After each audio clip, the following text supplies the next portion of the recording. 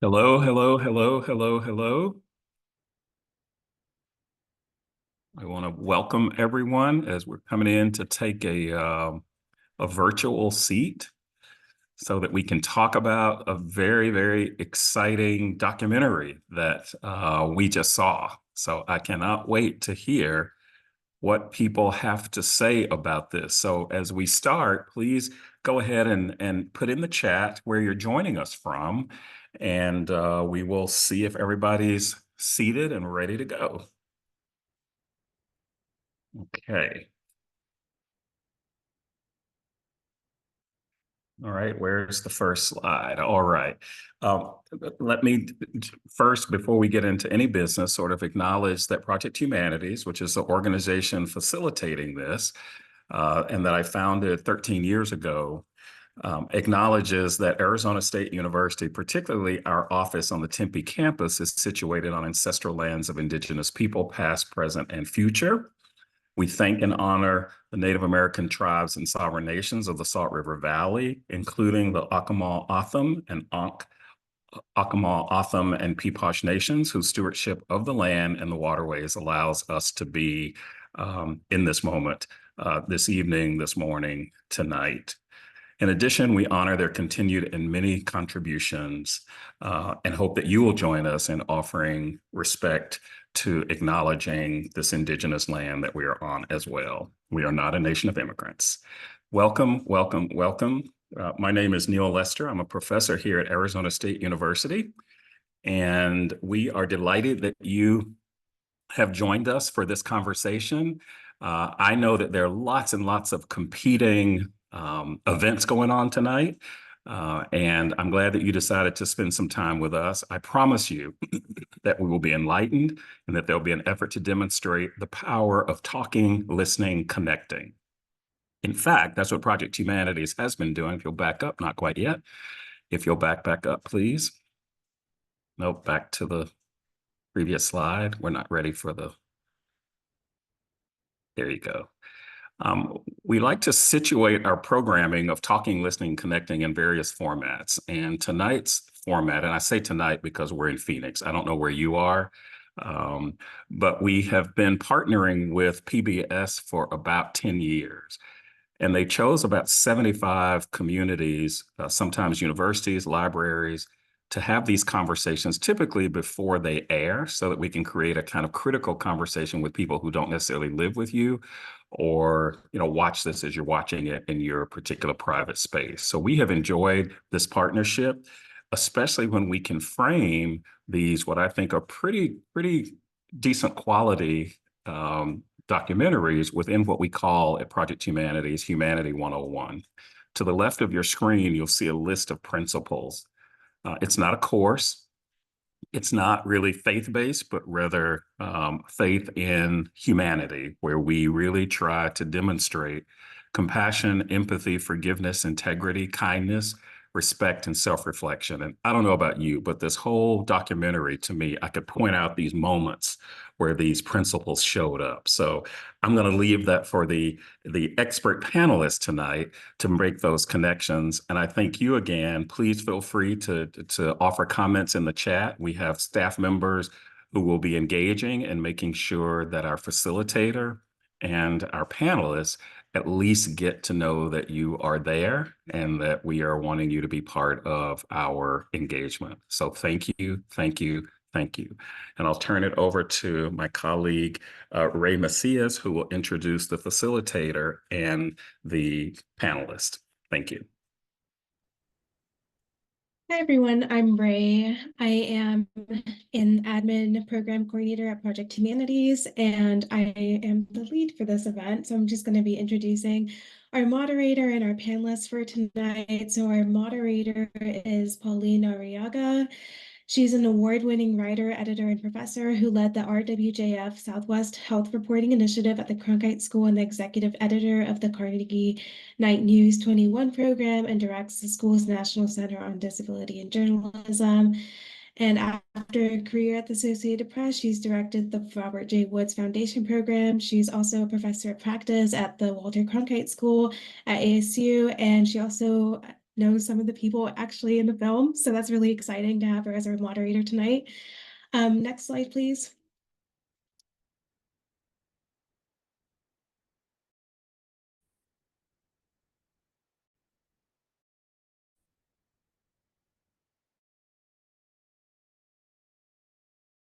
And then the next person is Joseph Jafari. He's the executive editor of Lookout, a queer-focused nonprofit newsroom that aims to push LGBTQ plus stories to the front of people's minds. And it's based in Phoenix. If you're living in Phoenix, it's really exciting. And he's also worked as an investigative reporter for the Marshall Project, PA Post, Spotlight PA, and the Arizona Republic, covering prisons, jails, and police.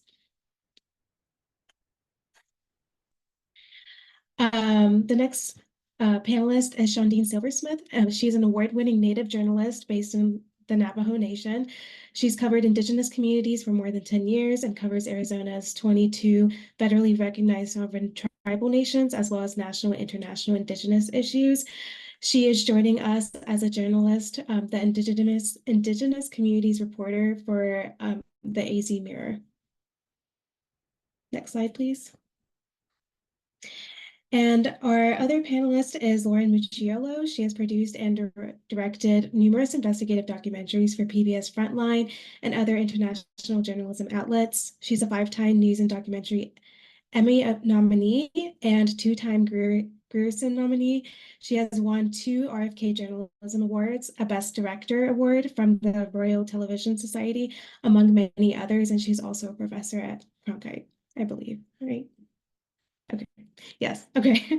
Great. And so these are the ones that will be leading our discussion tonight, and then we will have about a 20-minute Q&A towards the end of the discussion. Thank you, So I'll Ray. hand it over to Pauline. Thank you. Thank you so much, and thanks to everyone who's joining us tonight. I will say that I'm really honored to be here with all of you and with our panelists to talk about, this is the second time I've seen the film, by the way. So a film, a documentary that I find to be quite fascinating and instructive, but also, quite frankly, very moving about the launch and evolution of the 19th. And I will say that I did work with Erin Haynes for many, many, many years at the Associated Press. I see at least one Associated Press reporter has joined us tonight, so we appreciate that.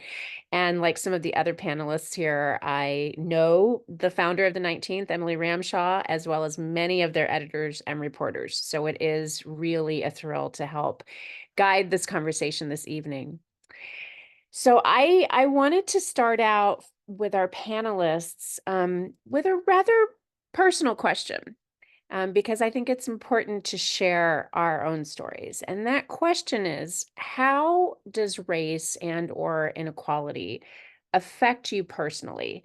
And perhaps even more so, how has that shaped or influenced your own journey in journalism? And I will share a little bit on my own here. Very early on in what became a 27-year career with the Associated Press, I had to deal with quite a few male colleagues questioning whether my success was due to my gender and my ethnicity. I am Puerto Rican. No matter how many awards I won or other recognitions that my work received, for better or worse, that made me feel like I had something to prove. So yeah, it drove me harder, but it also shouldn't have happened. And it also drove me to become far more involved in doing anything I could to champion diversity in the newsroom and in news coverage, right? Because it was so clear that people needed to be educated. Seems like it still is the case that people need to be educated. So Joseph, I'd like to start with you. Can you talk a little bit about your personal story, race and inequality, and how that has shaped or in some way influenced your journey in journalism? Yeah, sure.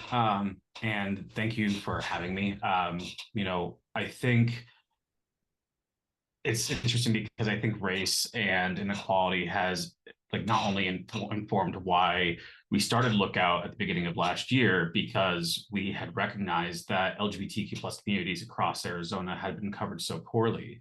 And as a member of the community myself, for years, I had been told that as a reporter, even as an investigative reporter, that our stories weren't important enough to tell, or there had to be some kind of very specific queer angle that if somebody was dead, that's when we could report on it. I've been told to my face by other editors that I was a diversity hire at different places, because not only was I Middle Eastern, but because I'm gay. And that very much shaped, when I moved to Arizona in 2021 and started the Republic, even the conversations continued about how, what makes, a good queer story. And the argument that we have is very similar to what the 19th argument is that every single story is a queer story, but only certain stories for the queer community could be told through a very specific policy lens. And then it really breaks you down as a reporter, who really cares about this community, who wants to see stuff done, who wants to see impact and change, and see people like yourself represented in your news to do something, to be highlighted, to only be recognized when we are being killed or when we are being legislated against, and not so much of the accountability outside of those two focus areas, or only being focused positively during pride parades or drag shows. It really does break you down as am I in the right field to be doing this sort of thing? Yeah, Shondina, I wanted to go to you next, and I've been blessed enough to have visited and reported from several Indigenous communities around the country. And Joseph just sort of touched on this idea of people of color. It's often incredibly negative unless it's the stereotypical way of being positive. Can you talk a little bit about your own journey and how it's influenced you and the journalism you're doing? Sure. Well, thanks for having me. I appreciate it. So, I've been a journalist for a while now, and oftentimes, I think one of the biggest things that has stood out to me is when I was in my master's program and I met my professor for the first time, and I kind of expressed what my interests were as an Indigenous journalist, how I wanted to cover Indigenous communities and make sure I prioritize Indigenous communities. And the first thing that he told me is that by the end of this program, I don't want you to be an Indigenous journalist. I just want you to be a journalist.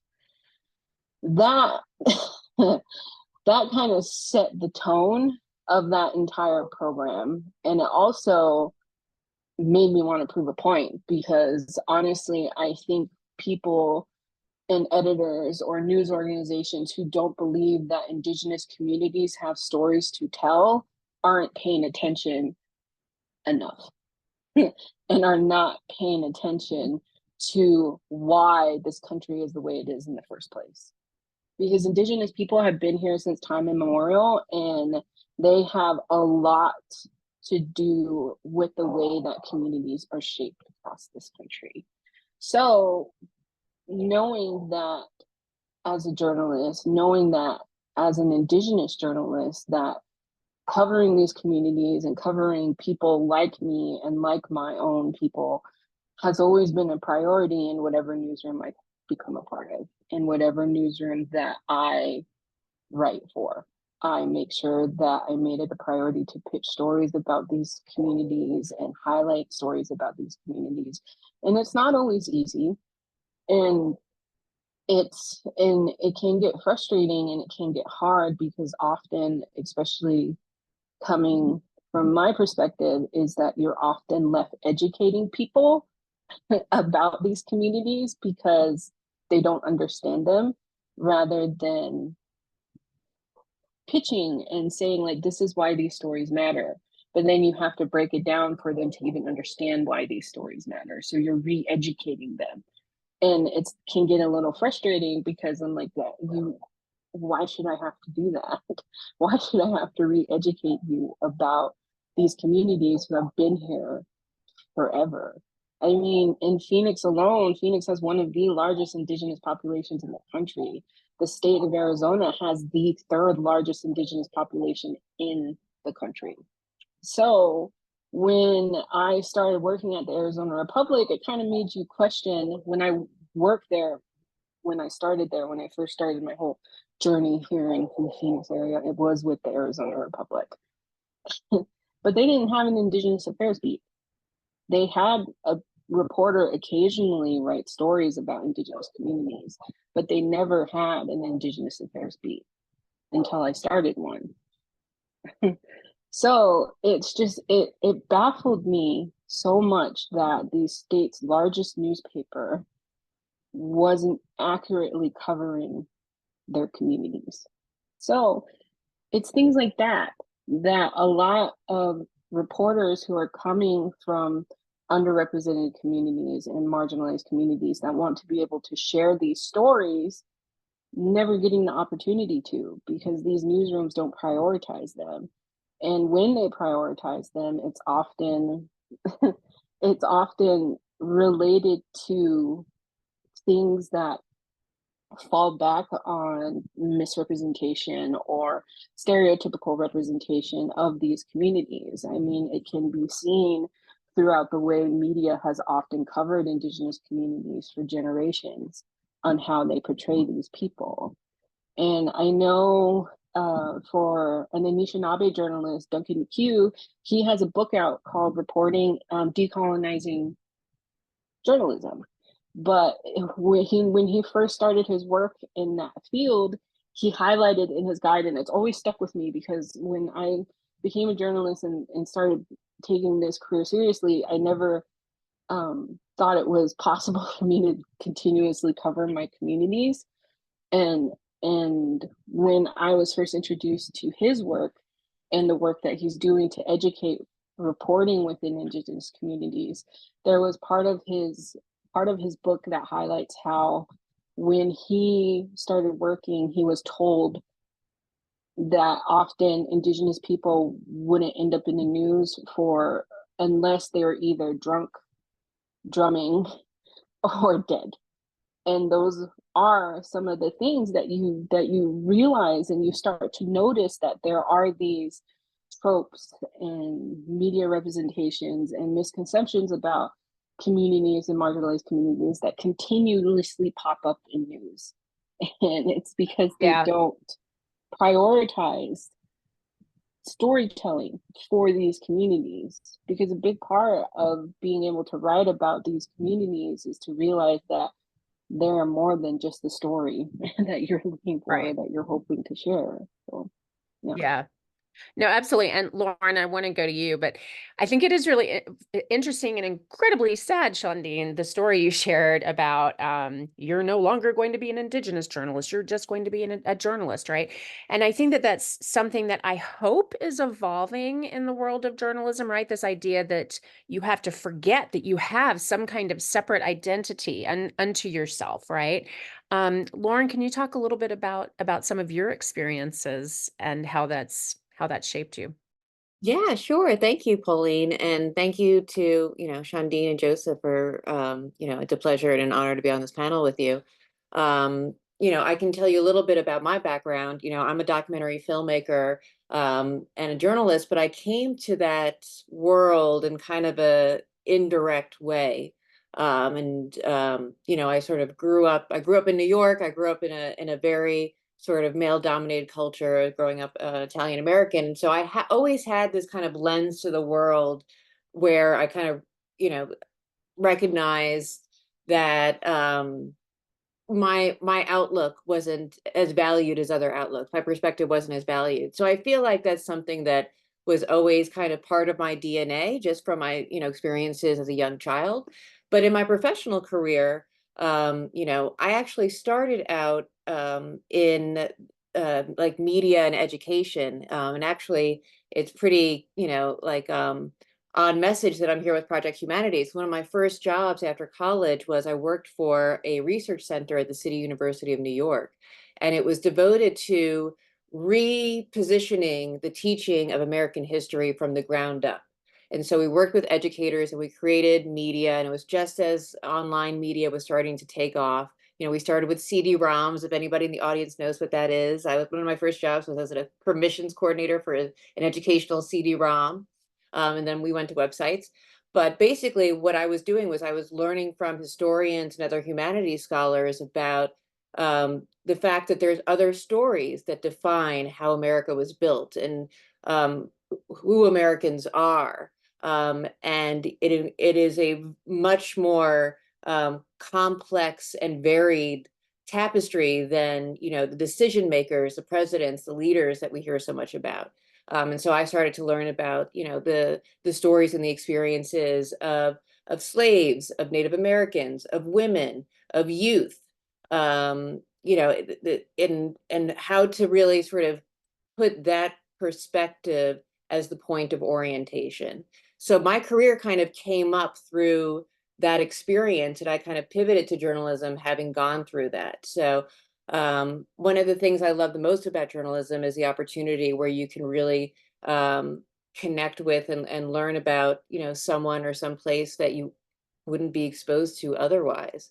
And so, you know, I think as a journalist and as a storyteller who's supposed to be constantly challenging their perspective, challenging the narrative, you know, really questioning, is this fact? Is this what we know? Or is this what we've been led to believe? Or is this somehow misinformation? We really need to, especially nowadays with the sort of, you know, growth of digital media, we need to be always sort of aware of where we're getting information and who is telling us information. And so these conversations couldn't possibly be more relevant right now. And by the way, we are going to leave time for questions, and I am seeing some conversation in the chat, which is fantastic. But please do think of some questions, because we'd like to hear from you and hopefully in about 10 minutes here. I want to talk a little bit about the intersection of racism and inequality and the news. And I think there are a couple of different areas I'd like you all to touch on. I guess on a broader scale. I mean, some in the room here, our virtual room here, may be wondering still, I hope not, why is something like the 19th needed, right? Why is something like Lookout needed? Why is AZ Mirror needed? We could go on and on and on. But what responsibility do newsrooms have in sort of considering racism and inequality in their coverage? And again, I was sort of thinking of the idea of like how race may play into crime coverage and how some are rethinking that. What responsibility do newsrooms have? And are you seeing newsroom leaders making improvements in this area and doing more to diversify their newsrooms, and perhaps take sort of that 19th approach, which I personally think is necessary? Who wants to take it first? We don't have to go in the same order. So, all right, Joseph, it's over to you. Because I get this a lot, you know, when we started Lookout, you know, the question is like, do we really need that? Like, we are the only LGBTQ news outlet for all of Arizona, right? We are also the only LGBTQ news outlet in the nation focused exclusively on accountability. So even look at like the 19th started, it truly was a woman-focused newsroom, and LGBTQ issues were kind of like tagged on, right? You saw that in the documentary with Kate, you know, the idea that like, yeah, we're a female-focused newsroom, but we're going to tag on, you know, LGBTQ and Black issues because these are like inherent to the asterisk, right? Same thing. So like, and the biggest thing that we've kind of recognized is that by going out into our communities and talking to them, you know, everybody says they want news about their community. They want accountability. They want to know who bad faith actors are. They want to know who to support. They want to know who to rally against. They want to know exactly what's going on at the ballot box. That relates to them personally in their community, but there's nobody doing it. And that's kind of where we found our most success, the fact that we've gone to these communities, we've actually like engaged in them. Whereas a lot of different newsrooms, I don't think it's because of resources. I think it's because of care. I think it's people like at the top of newsrooms thinking that we know what the news is because we are, you know, big journalism, capital J. And we know what people want to hear. They want to know what's happening at the legislature. They want to know what's happening, you know, with certain like, you know, controversies, but never asking readers, hey, what do you really want? Never having the one-on-one conversations. You know, we have done over 200 hours of interviews with people across Arizona asking people, what do you want? What do you want to hear? What do you not want to hear? what is too much for you? And through those conversations, people have been able, like, it is truly evident that, we need to exist. And what's the responsibility of news organizations like us, or just news organizations just generally, I'll just say that generally, is to hire people within these communities, but then also take those, take those experiences and build your beat around that. I remember I was a producer at Vice for a couple of years, and I remember one time, like, we were talking about, I was brought into a conversation because they wanted to do an entire vertical just based off of LGBTQ issues. This is when they're kind of building out, like, during Viceland and everything like that. And I remember one of the first, and this is like when Gaycation was pitched with Elliot Page and everything. And one of the first conversations we had with the producer was, I really want to do a Steve Irwin style Animal Kingdom of the gay world, and go in, bring an Australian in, and just like, kind of just like, look at different gay parts of the community and just treat them like animals. And I'm like, what point do you see, like, the disconnect that is not going to resonate? It may resonate with people who, love Barstool Sports, but, is that actually, something that you want to invest in? And even a site like I see, like, that, like Ray brought up in the chat, like a site like them, it's really fantastic. But again, it's superficial. And we hear often from people, like, the only time I get to hear about queer news is when it's so, like, hyper positive that it's almost disgusting, or so incredibly negative, and it's usually just like ripping off of, like, what's happening in other local areas. So I know there's a lot to throw at. I have a lot of opinions on it, but yeah. We like the opinions. I think that's fantastic. Shandine, I don't mean to continue going in the same order, but I do want to go to you next. Because you did work at the Arizona Republic, and we're thankful, we're grateful for all news outlets at this point, right? But I mean, you did work at the Arizona Republic, and you are now working elsewhere. So can you talk a little bit about sort of the importance of this coverage, and why you're doing some of this work, not necessarily at a mainstream outlet anymore? Okay. So I think I like how you use the term Joseph capital J for journalism. And I feel that the industry of journalism is stuck on that capital J.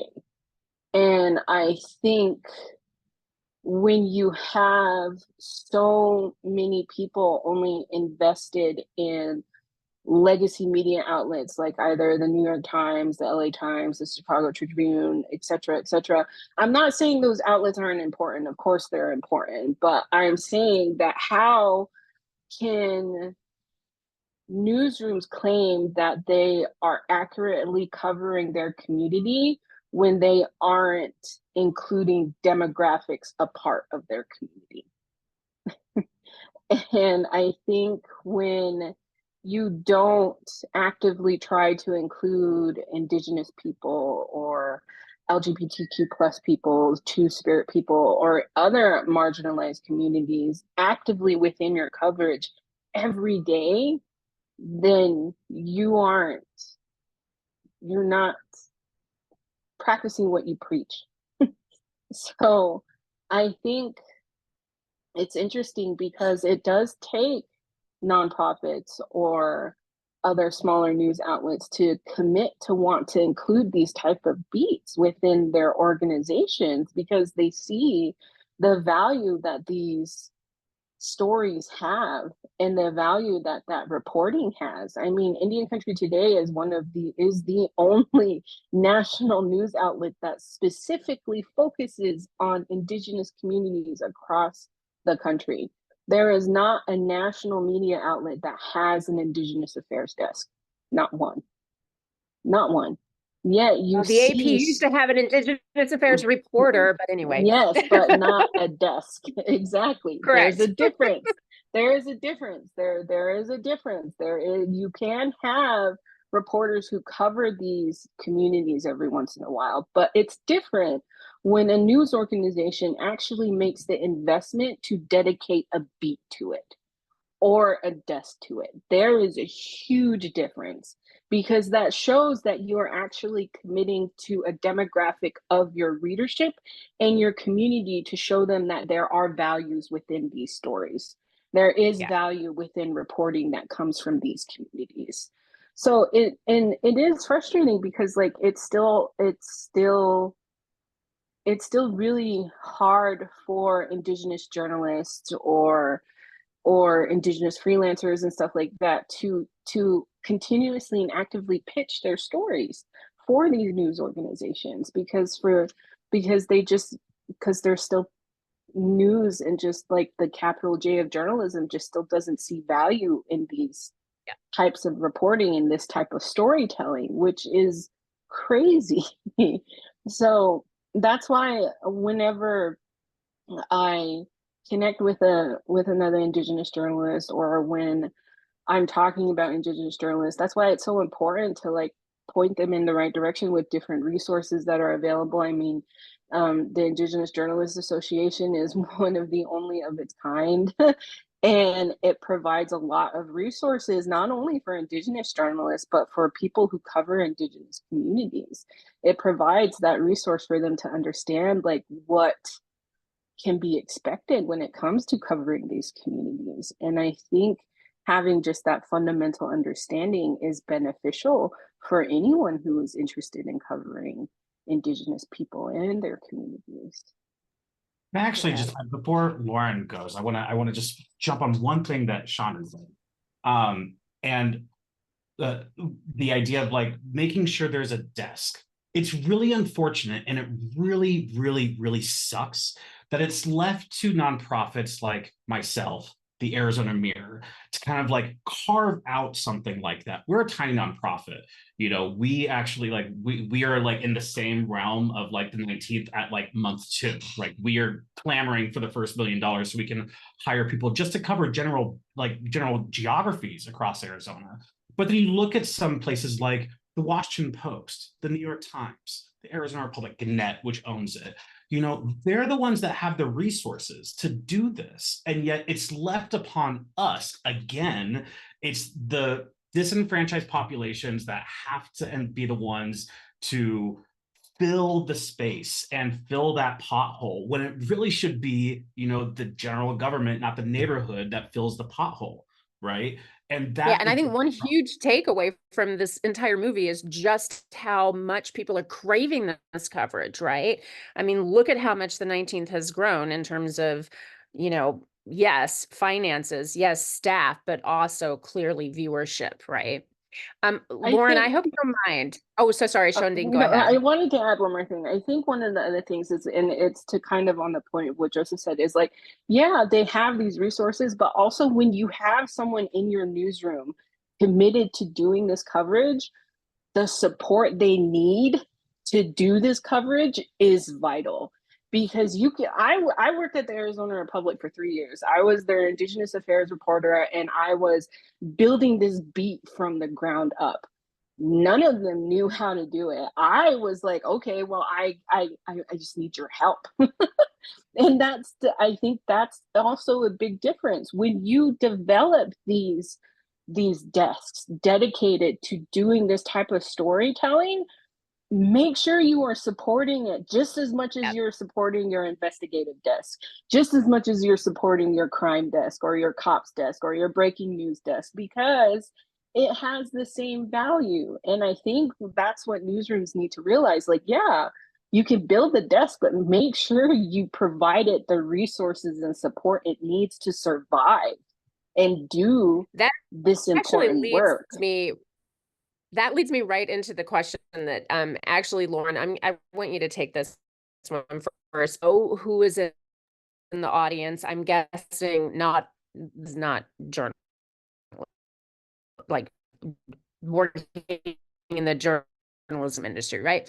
So one of the more interesting aspects of this film, I think, to everyone was the conversation that heard by LGBTQ reporter Kate Sozin, right? About how gender fits in with the mission into the newsroom. It was really clear that even in this newsroom that was trying so very hard to be inclusive, something had been missed, right?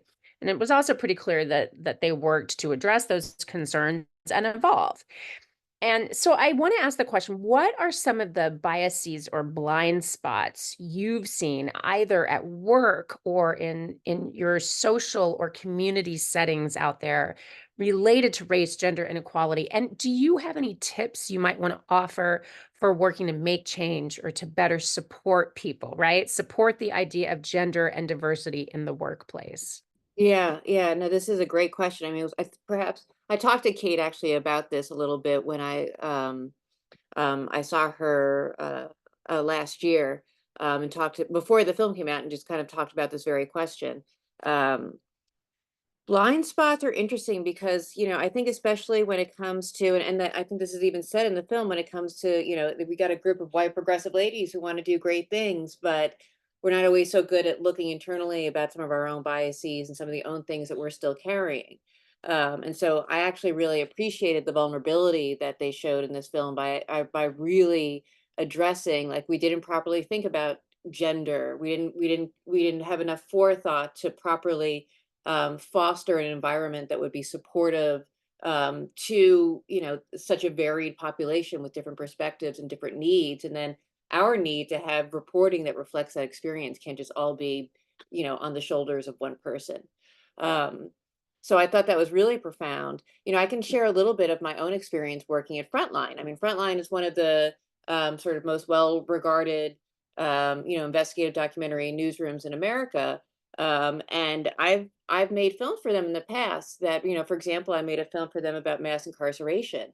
And just last year, I was thinking about the film and I was talking to somebody about it. And in that film, we spent a year in one community that has one of the highest rates of incarceration. So that means that if you look at the population of jail admissions and prison admissions and juvenile detention admissions by census tract, you would be directed to a neighborhood like this. We found a couple different neighborhoods and we decided that we would make the film in this neighborhood in Louisville, West Louisville, Kentucky, which is literally in the shadow of the jail. And so many people in that community were going in and out of the jail. I rewatched that film recently, and that film was made in 2014. All of the characters are Black in the film. We never once mention race, Black, African American. Those words were never used in the film. And I reflected on that, and I reflected on some of the discussions I had with the editor at the time. And a lot of what we tried to do at Frontline is trying to kind of push past the controversy and get to the truth. So I think that we portrayed a film that very much told authentic stories about people from diverse backgrounds.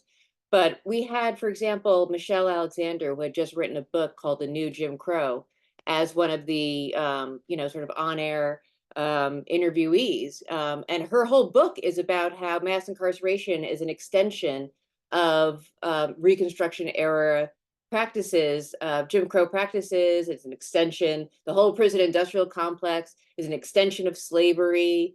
And so these are like very real things. And we just kind of skipped over all of that in the film and just got to the, it's bad to incarcerate like a whole community, which is true, which is profound. But if that film were made 10 years later today, I don't see how we could have not talked about race making that film. I think the appetite has changed in America. I think the editors sort of willing to kind of reckon with these issues for a mainstream audience has changed. And those are good things. I can also tell you that at Frontline right now, they're doing a filmmaker equity initiative. And so, I mean, the thing with Frontline is you've got like a year's worth of programming. Maybe that comes down to, there's 52 weeks in a year. Maybe there's 25 or 30 films that come out in a year. Maybe 3/4 of those films are already given away to a filmmaker or a filmmaking team that have been in the Frontline stable for 30 some odd years. And guess what those people look like? They are mostly white men. They're older white men of a certain generation, of a certain perspective, of a certain tradition, of a certain training, right? And so now there's suddenly this interest, and there's been some funding put aside to bring in filmmakers from diverse backgrounds. And I've had the privilege of working with some of those filmmakers In fact, I've just worked with one of them recently in Alaska, filming with Alaska Native communities. Patty Talahangba, who I think Shandine probably knows. So anyway, so there does seem to be some movement in this direction to look a little bit more at our blind spots. I love to see more vulnerability in those media organizations when they do that, and that's why I like this film so much. But these are really difficult conversations to have, and we'll see if we can continue to sort of push in that direction. Yeah, I mean, and I confess it surprised me when that came out in this film, right? And that it was addressed in the way that it was in the film, because it could have hit the cutting room floor, and I'm sure some of it maybe did. But again, I think it was enlightening and instructive. And you We're heard up many against moments during the about film where they said, turn the like, is this for film? Turn the camera yep, off, is this for film? There was right, a lot of hesitation about whether, and I'm sure there were a right. lot of conversations about whether to even include that material. Yeah, absolutely. All right, we're getting up we only have about 15 minutes left. So we do have some questions in the chat, although I'm not sure if they're intended for us or if they're intended to spur conversation within the chat. So if any of you do have a question, please go ahead and just put your name in the chat and say, I have a question, or you can add your question to the chat. You can also raise a virtual hand, and I or Ray, we're happy to call on you, but yeah, we're opening it up. So if you have any questions, go ahead and put your name in the chat. Super, Jeremy, let's go. And feel free to introduce yourself if you are comfortable doing so. Yeah, hi, good evening. My name is Jeremy. I'm a social work student at Paradise Valley, sort of doing a virtual field trip. I'm something of a journalist and storyteller myself, so I can empathize with pretty much everything you all have to say and where you come from. Shandon, you've got a unique perspective, and I recall a story that was aired locally probably about 15 years ago that centered on the loss of language generationally over in the area of Holbrook. I believe that's the Navajo Nation over there. And efforts were being made at the time to incorporate language training because the students at the time, are sort of getting more and more distant from their grandparents, older languages, and then the children of the grandparents, they're losing a little bit more of that language as the generations go on. Is this something that you've been aware of? Have you done any reporting on it? Was the school districts up there successful in trying to preserve that aspect of the culture? Okay, so there's a lot of different things about this. So Holbrook is a border town.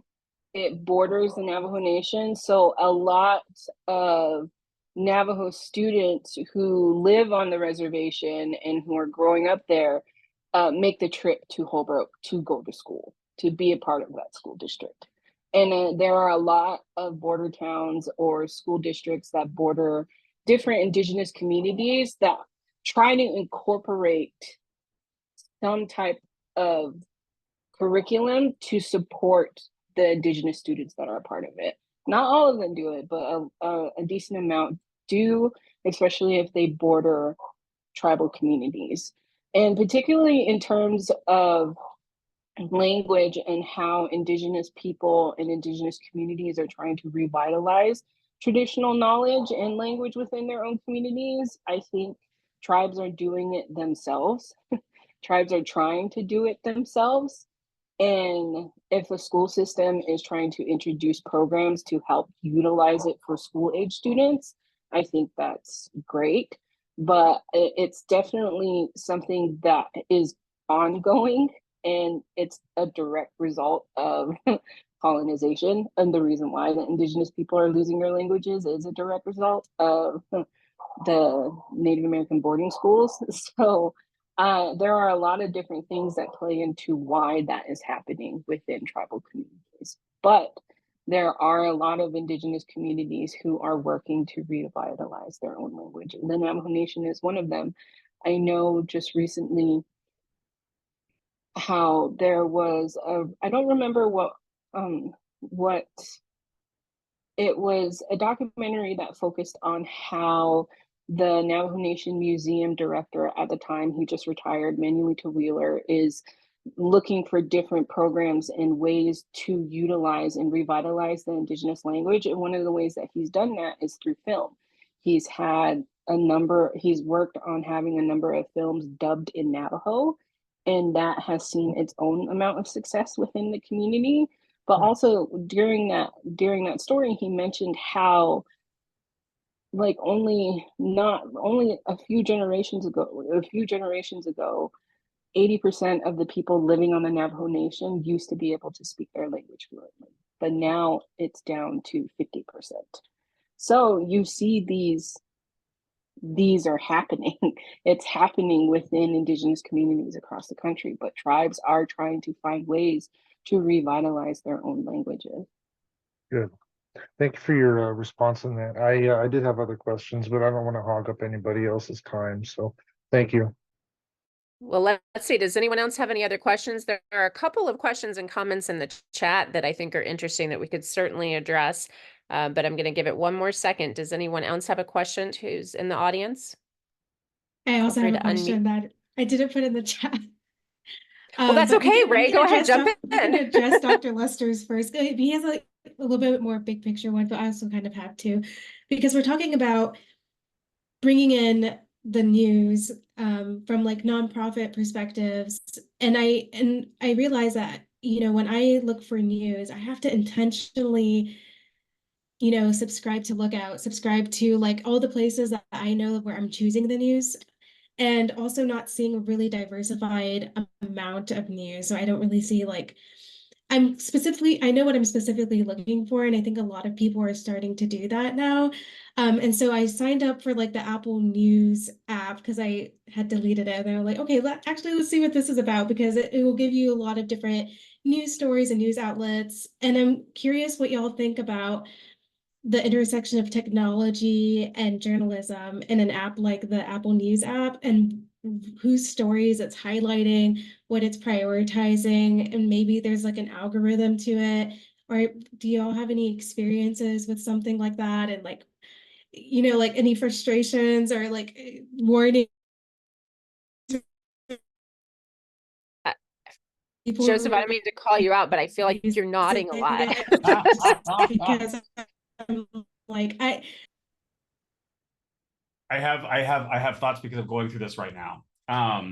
So we are trying to be focused on Apple News, and you just think about like, you know, the kind of like, so I'll give an example of kind of how hard it is to get onto these aggregate websites. But I was actually just talking about like, you know, is great. I love the aggregators. I really do. I love the breaking news app. I love Google News. I love Apple News, because what we've seen is that people don't trust news outlets anymore. They trust reporters, like they follow reporters that they trust, but also they trust like, for example, I was recently speaking at an event this past week, and one of the big questions I had is like, hey, who do you trust for some things? And one person's like, oh, I really trust the New York Times. I think they are completely centered, and I think they're completely fine. And then at the same time, like, well, have you ever spoken to a trans person about the New York Times coverage? Because I'm sure they will tell you something completely radically different. And so, like, people don't necessarily just follow, especially within certain marginalized communities, or like, you know, and or yeah, like communities like ours, they don't necessarily follow certain news outlets, but although that's kind of why we're trying to exist. But they're following reporters. So I know when I was at Spotlight and the Philadelphia Inquirer, people didn't follow the Inquirer because they had fantastic prison coverage. They followed me because I was hired on to elevate the prison coverage, right? And the same thing when it comes to like Apple News. I mean, I love the fact that Apple News exists, but it's a barrier. It costs me money, a lot of money, to be a part of the Apple News aggregation program. Like it's, you know, when it comes to paywalls, you know, we don't do a paywall on any of our news. We do that very purposefully. But for some odd reason, Apple News like really likes to put up all these different news organizations that have like a freemium model, which is essentially a paywall once you hit a certain number of breeds, right? So it's really, really hard and really difficult. And I love the intersection of tech, but also there needs to be some accountability when it comes to, you know, or like just an ease of access to being a part of these different aggregations. I get the fact that it's really difficult these days because everybody can start a news website. We've seen the emergence of pink slime news sites throughout, like, you know, the 2016 campaign to 2020 into 2022. I mean, it is not that you know, it's not that hard to kind of build a news website. And for us to even be a part of the independent news network, we had to jump through hoops and hurdles to show the fact that we have an ethics policy, we have a redaction policy. You know, these are all the different things that make us a legitimate news outlet that you can trust and you can actually like give us your money and know that it's not being used to like go towards lobbying or something. So all that to say, again, a lot of thoughts, a lot of opinions, but all that to say, it's really great to have tech on our side when it comes to this through Google News Initiative, Apple News, and stuff like that. But there needs to be an easier way of access. Yeah, absolutely. I'm going to go back to something actually that Dr. Lester added to the chat. Oh my goodness, quite a while ago. And if I'm missing, because I'm looking at this comment, so if I'm missing a question, Ray, let me know. But this is something that we hear a lot. So Dr. Lester wrote, interesting that one of the assumptions I made about journalism was that news reporting, the facts and nothing but the facts, needed to be quote unquote neutral, objective, as if folks should tell stories absence of personal biases, right? Does any story or storytelling exist absent of bias? No. And is that necessarily a bad thing when one brings a reporting authority from an insider's perspective? I think that's really, really important. And this is a conversation that is ongoing in journalism today, right? This evolution of the word objectivity and what that means. And this is another thing that often continues to differ from mainstream newsrooms, traditional newsrooms, and newer outlets, right? And frankly, the newer generation. Lauren and I both work at the Cronkite School, and we talk about this a lot with our students. Yeah, so I have so many thoughts on this, but does anyone have any thoughts that they would like to share on this? Before I keep going, somebody chime in. Lauren? Lauren, I'm tossing to you. About it. Joseph, I'm tossing back to you. Shondine, I'm tossing. I mean, literally, I always get into fights with people about this because there is this old age idea that journalism is objective, right? And arguably for the longest time, we kept telling ourselves that story, that we are somehow able to divorce ourselves. And for the longest time, it was easy for the news to be, quote, objective because they were only reporting from a certain perspective, right? I think, I can't remember, her name is Erin, who said like, like a lot of people think that reporters can't vote. I was taught, I went to CUNY, which is one of the best journalism schools. I was taught that reporters, maybe you shouldn't vote. And it's like, what? Like now I look back on that, I'm just like, Jesus Christ, it's fucking nuts. And so it's like the idea of, objectivism isn't the goal anymore. Being transparent is the goal. Being honest about where our biases lie. I just recently had an interview with a Republican senator who is very well known for pushing anti-LGBTQ legislation. And I basically told him straight up front, like, listen, we are a news outlet for and by our community. And we are coming to you, talking to you because there is an argument to be made, a very strong argument that what you are doing is anti-trans. You may say different. We're not going to elevate the arguments from people who are probably on your side about it because we know it is anti-trans, right? That is the absence of objectivity. But what you're doing is trying to splay out the truth on the front page. And that is kind of like what the new wave of journalism needs to be. But the question is, I think Neil asked in the chat, like, what about age diversity in newsrooms? This is the biggest problem. When I'm a millennial, my employees are Gen Z, and some Gen A and some millennial, right? And, a lot of the questions that we have, a lot of problems they've experienced in their newsroom comes from older generations saying, nope, that's what journalism is. I'm not going to talk about it. I'm not going to debate about it. And I'm a big fan of the old guard needs to move on.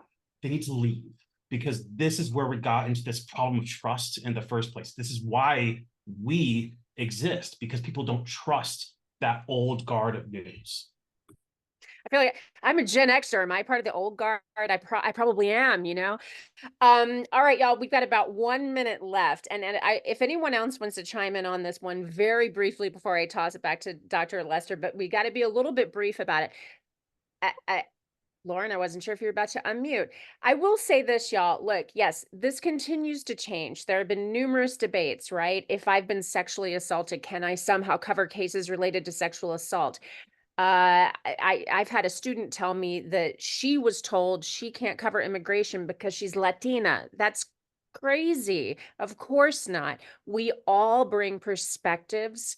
We all bring our own journeys, our own history, our own paths to this thing called journalism. It doesn't mean that we can't report with accuracy and, yes, Joseph, with transparency. And that's how we're going to regain trust in news and in the media and in what we're doing. Okay, I just preached. I kind of want to add one more thing to that. I think people need to also remember that the only time that objectivity becomes a question is when journalists of color are covering communities of color. So remember that. You wouldn't ask a white journalist if they were covering City Hall how they can be objective covering this white representative. But I've been asked if I can be unbiased by covering Indigenous communities because I am Indigenous. And I think it's just ridiculous for that to be a continuous conversation because, I think the question of objectivity continues to only pop up when it comes with journalists of color covering communities of color. Oh my gosh, that Dr. Lester, over to you. That is like a shouting moment there. That notion of objectivity. Thank you. We like these PBS documentary conversations because the documentaries don't have to be perfect, if there's such a thing, in order to provoke good conversation. And I've certainly learned a lot and dispelled a lot of myths. And I thank you for bringing your expertise to this. But I hope it also challenged us to rethink some of the assumptions that we make about what's happening with our news. We have these conversations all the time. The idea is not to solve a problem, because the issues that are lived experience for some and new awareness for others are too complicated to think that we're going to resolve a matter in an hour and a half. What we do hope, however, is that you get something out of this that makes you want to say, what is Project Humanities doing next? And I want to be part of that conversation. And I know this to be true because some of you keep coming back, and there are new people I know who will go talk about this, I hope in a good way, and say, let's get on that mailing list. Let's join their social media. And let's follow our panelists here in terms of what they offer to this conversation and others. We will be sending out a follow-up email of resources that may have been mentioned in the chat, or ones that were or recommended by our panelists and facilitators, so that there's some concrete stuff that people can go read, or organizations you can connect with, so that it's not just a one and done, but a continuation if you choose that. So I want to thank Ray on our team for leading this particular effort, and for the facilitator, professor, and the three panelists who brought really powerful and diverse perspectives. This is what newsrooms need to look like, so that we know that we're getting news from multiple perspectives that we can trust. You know that we always try to frame this, as I said at the beginning, around our Humanity 101 principles. I hope that you will be challenged to take our pledge there with the QR code. We're not asking anything except your commitment to talk about these principles of compassion, empathy, forgiveness, integrity, kindness, respect, and self-reflection. So stay tuned for that resource email, and please fill out the feedback. We want the good, the bad, and the constructive. And we thank you again. Thank the panelists, and I'll ask the panelists and the facilitator, as well as the Project Humanities team, to stay on for our final little screenshot. Since we're not in person, we still want to capture our group faces smiling. Thank you, all those who attended. Go tell somebody about what a good conversation we had. And good evening, good night, good morning, good wherever you are and what you're doing. Thank you. So if our panelists and the Project Humanities team would unmute your video, then we will have somebody We can also take the closed captions off now. Let's see. Okay. Thank you, all of you. That was, I like the documentary. I saw a lot of places where we can build this into other aspects beyond journalism. So who's going to be our screenshot person on our team? Oh, where's Ayush? Ayush Okay, Cameron's not Ayush, tell on. us when you're ready. Well, Ayush, we need you off the. He's not on the screen, We- so I can. I'm here. I'm just turning on my camera. Okay. Okay, all Okay, right. do you want to do it? Because you're pretty good at it. Okay, are the closed captions showing up in the screenshot? Just on my screen. No, I just turned off. Okay. Okay, well, I still see them on mine. All right. 1, 2, 3. Thank you, thank you, thank you. It's done. Okay. And again, if you have any recommendations of organizations and things people absolutely have to read, please send those and we will make sure that people get them. So thank you very much. And we appreciate your time and your expertise. Good evening. Thanks, y'all. Thanks, everyone. Yeah, and you can email those to me, and I'll probably send out the resource email sometime next week, so everyone can get a hold of those. I also link the site, so link the sites that I'll link maybe some of your articles, Shandine, or do you want me to link the AZ Mirror in general? I'm not sure, but send me like an article that you really want to highlight. Maybe that's the best thing to go with. Yeah. All right. Okay. Thank you. Bye, y'all. Good night. Thank you. Night.